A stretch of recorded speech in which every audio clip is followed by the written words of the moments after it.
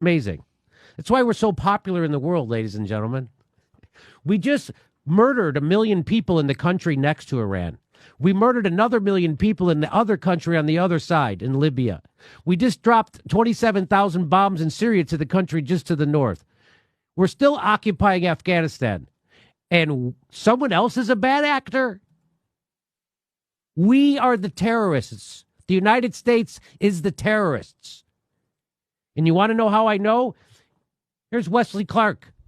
Here's a general to tell you what the real agenda is.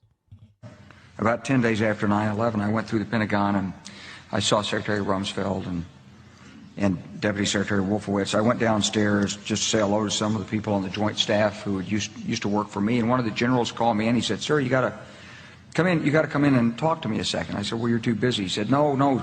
He says, "We've made the decision. We're going to war with Iraq." This was on or about the 20th of September. I said, "We're going to war with Iraq. Why?" He said, "I don't know." He said, "I guess they don't know what else to do."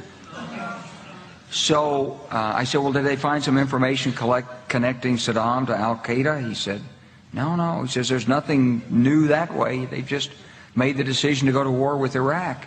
He said, "I guess it's like we don't know what to do about terrorists, but we've got a good military and we can take down governments." And he said, "I guess if the only tool you have is a hammer, every problem has to look like a nail." So I came back to see him a few weeks later, and by that time we were bombing in Afghanistan. I said, "Are we still going to war with Iraq?" And he said, "Oh, it's worse than that."